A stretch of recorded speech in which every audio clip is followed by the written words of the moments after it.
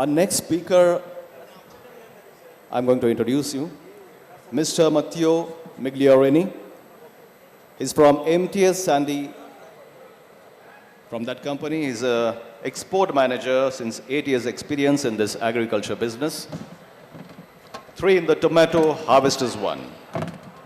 With a background in law and economics, his main task in the company is to develop foreign markets, both through direct sales and collaboration with machinery dealers. In the recent past, he had been working in the milking equipment sector, focusing on South European markets, mostly Italy and Spain.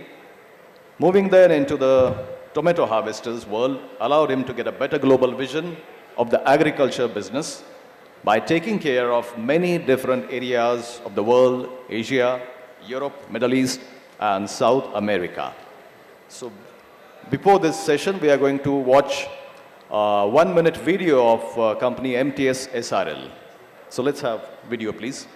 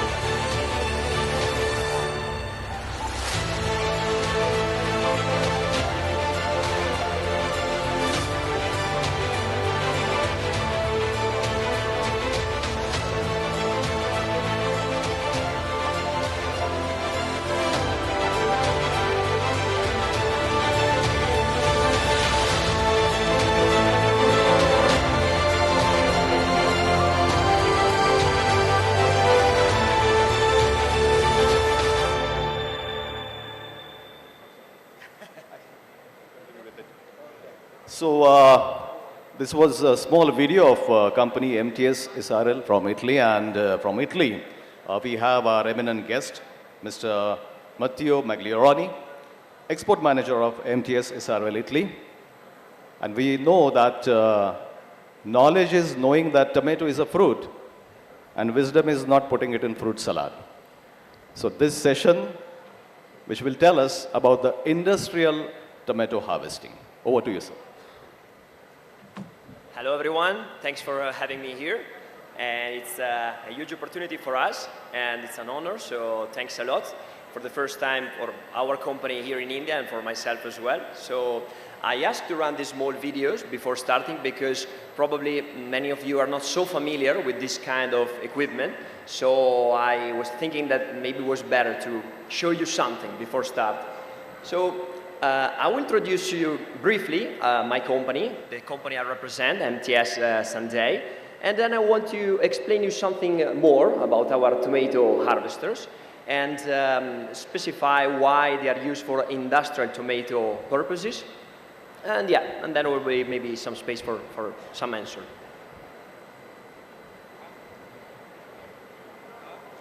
So I don't want to bother you too much with history, but it's important to understand how the things have developed.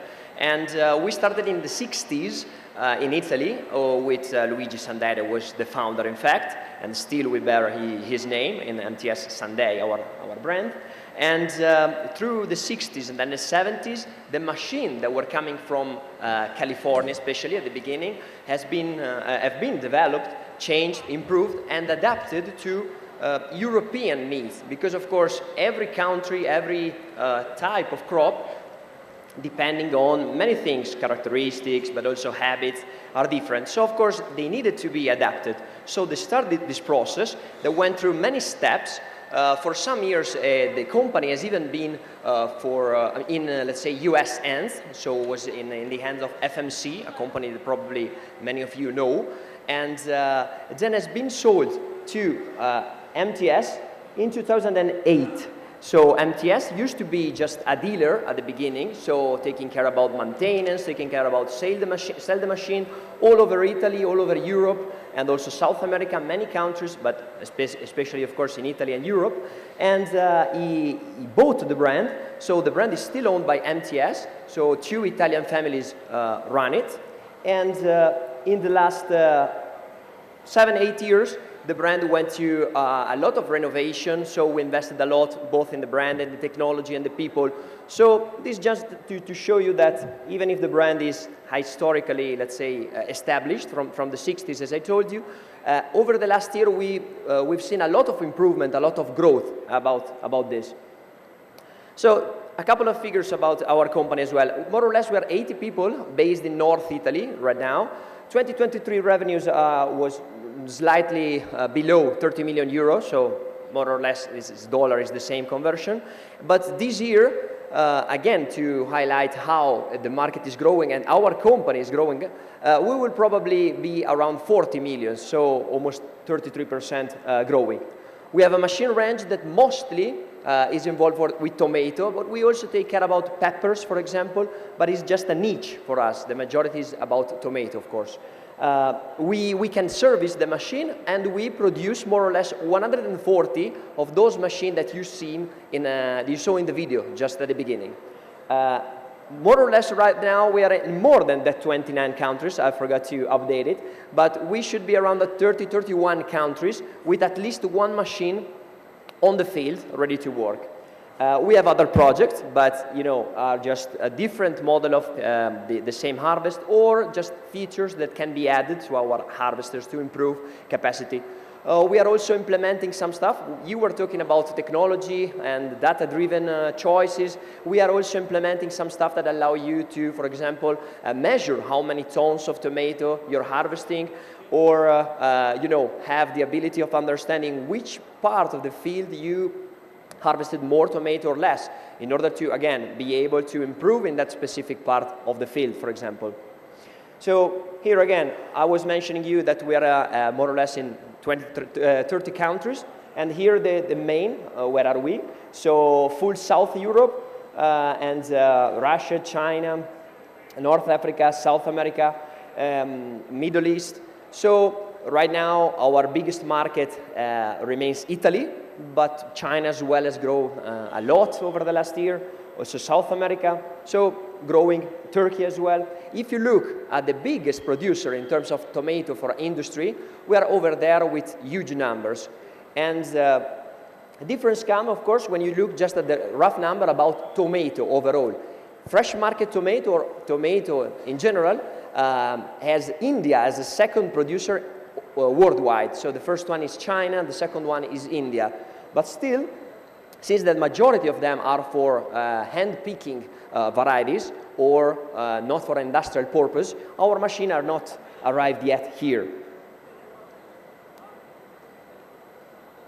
That's why I wanted to explain you something about that. The machine can harvest tomato in a huge quantity, as you saw in the video, and very fast, but need to work with specific conditions, specific characteristics. For example, first, about the soil. Soil needs to be prepared properly, so it needs to be in a flat land. Can be with furrow and ridges, but can be also flat. It depends on the country, again, and habit. In Spain, for example, they use furrow and ridges. In Italy, we do not. So it's just depending on habit. But of course, you need also a planting layout, so a space between furrows of a specific measure, like, for example, most likely is 1.5 meters.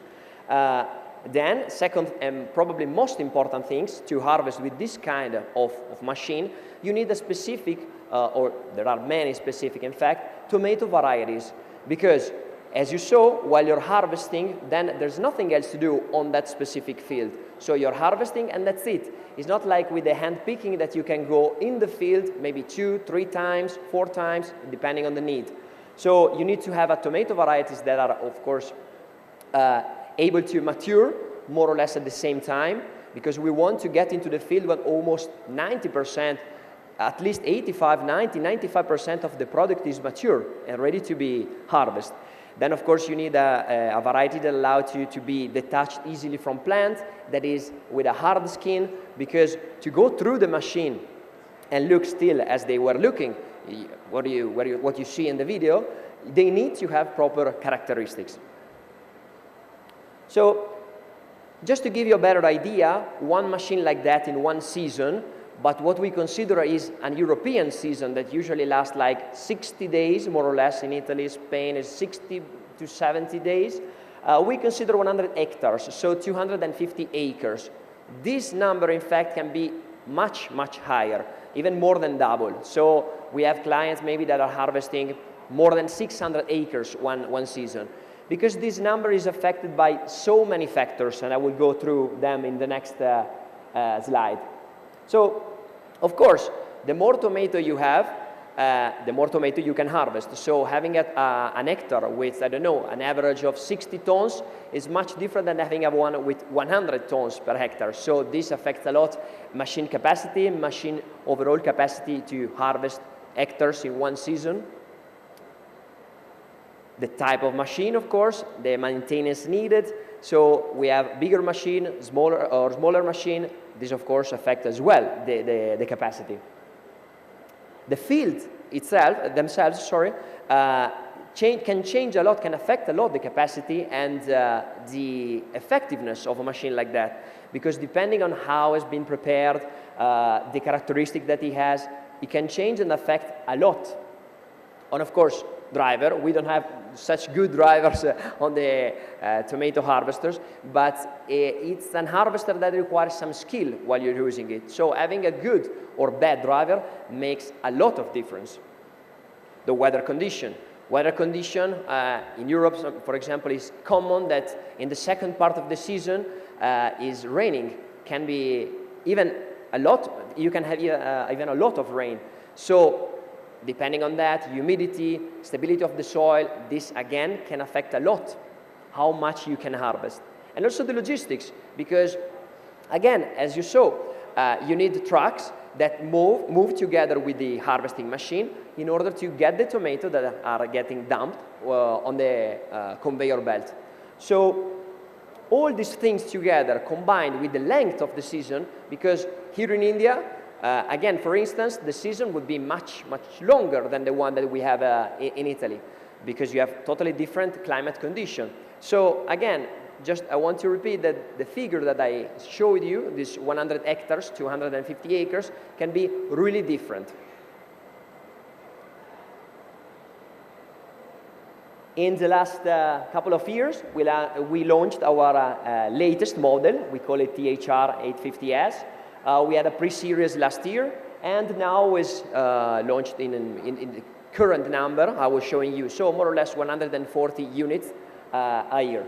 And this is exactly the one that you are seeing in the video. The video has been shot this last August in the northeast Italy. Again, coming to harvesting capacity, I was mentioning it.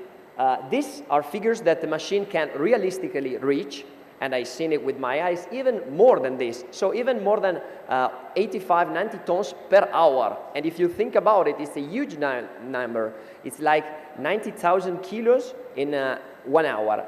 But of course, this number can be reached while you're fully harvesting an open field. And this is the top quantity that you can have in that specific moment. Then, of course, you need to consider the time to clean the machine, maintain the machine, move around the fields, move the machine from field to field, so many things together. So what we consider usually for a just light day shift, that is the most common thing in Europe again, while it's different, for example, in South America. South America use a lot of time, also night and day shift, so they can harvest much more. But what we consider usually is 400 tons a day. That still is a huge number if you think about it. And the other model that we have can have slight capacity. We produce it because it's easier to transport due to the dimension. What I want to explain, because I believe that in a land of small growers like it is India, is what they're doing in many other countries. Machines like that are not owned, of course, by one farmer, because maybe here one farmer can have, I don't know, 10 acres or 30 acres, 20 acres, it depends, I know.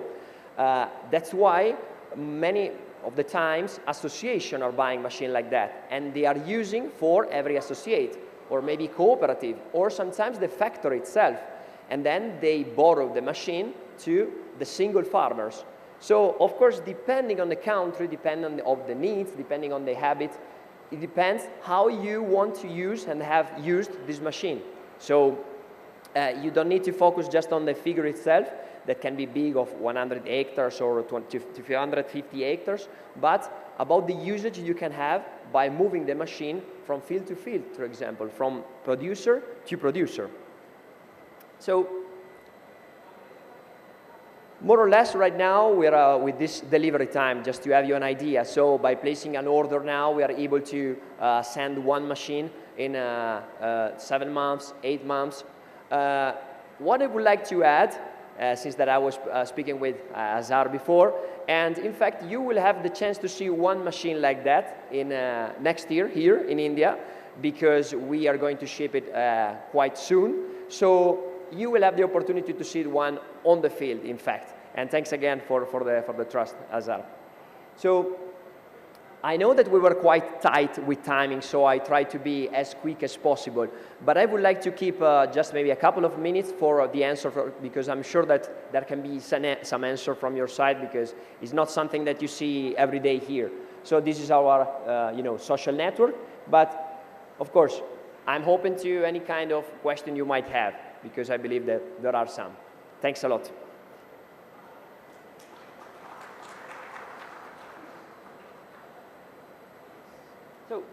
So as I said, if there are some kind of question, I'd be happy to answer.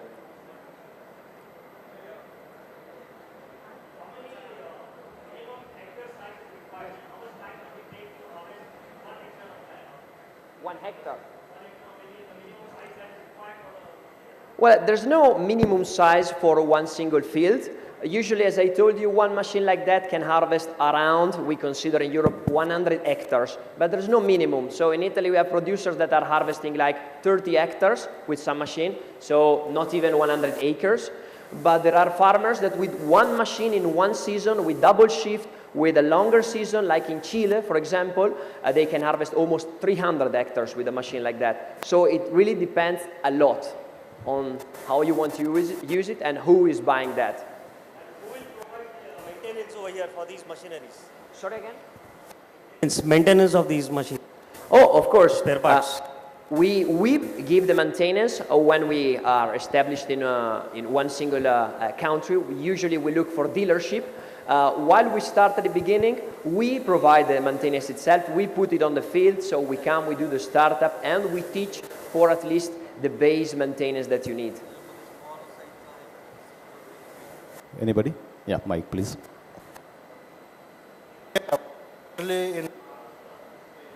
It's not working, so I'm not hearing you, sorry. Probably the mic is not working.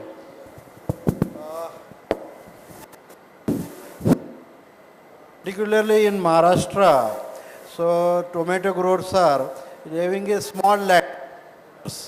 So is there any machine for having a small capacity?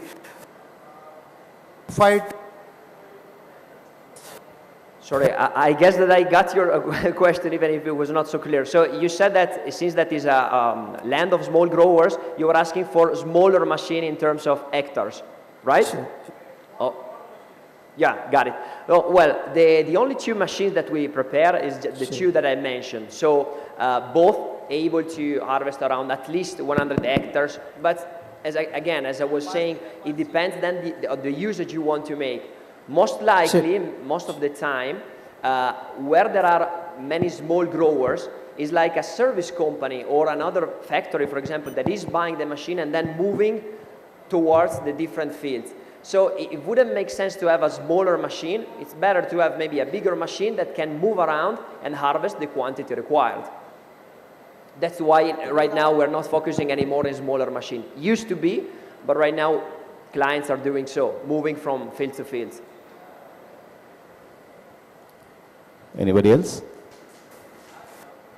Yeah, please, there.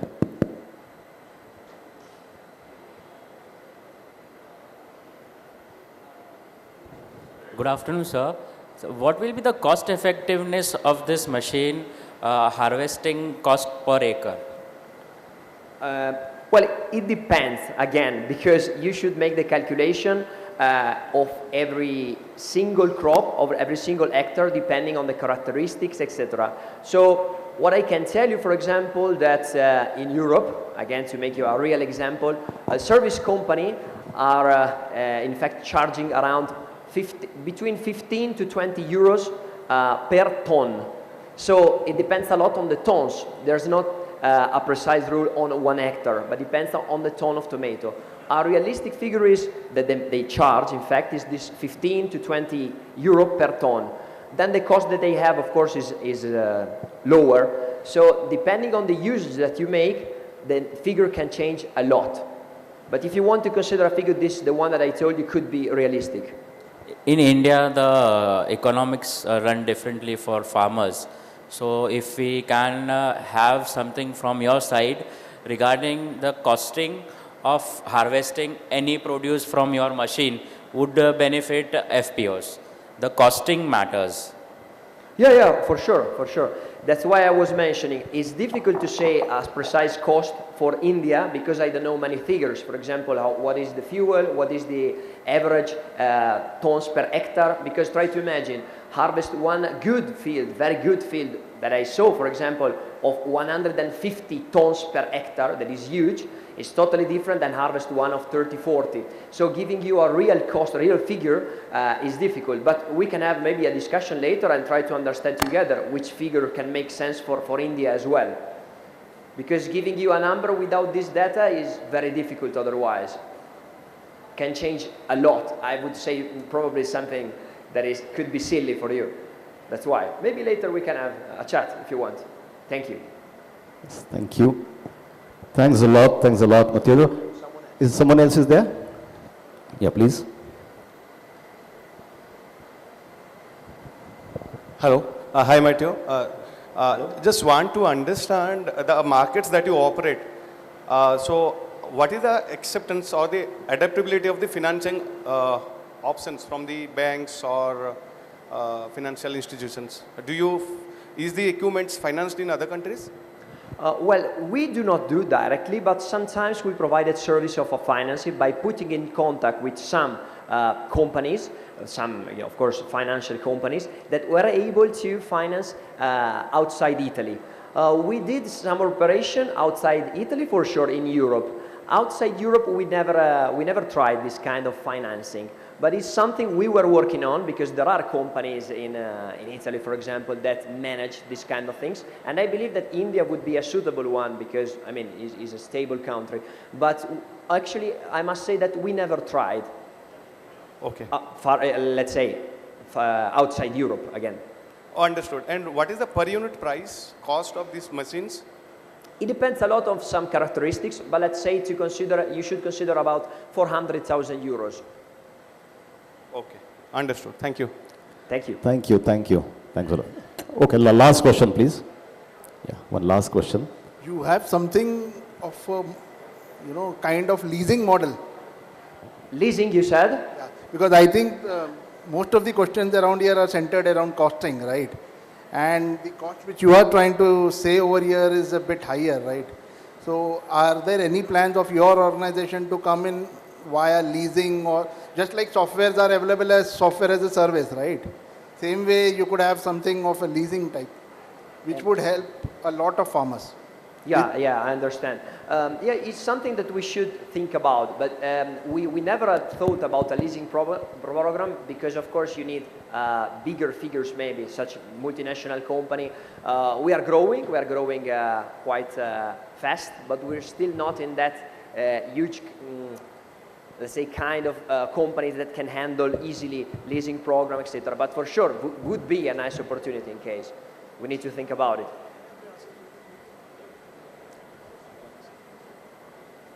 Okay, thanks a lot. If anybody is having any question, you can meet him afterwards. Thanks a lot, Matteo. Thanks a lot. as you were talking and you mentioned about the Europe, I remembered one very old quote.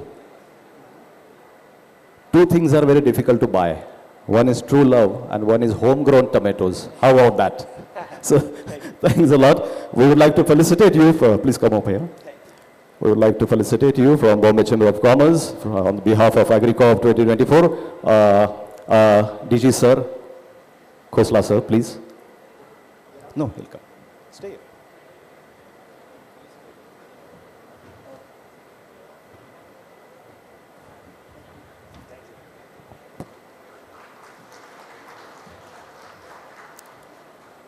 Thank you, Mr. Matteo, for this sharing innovative advancements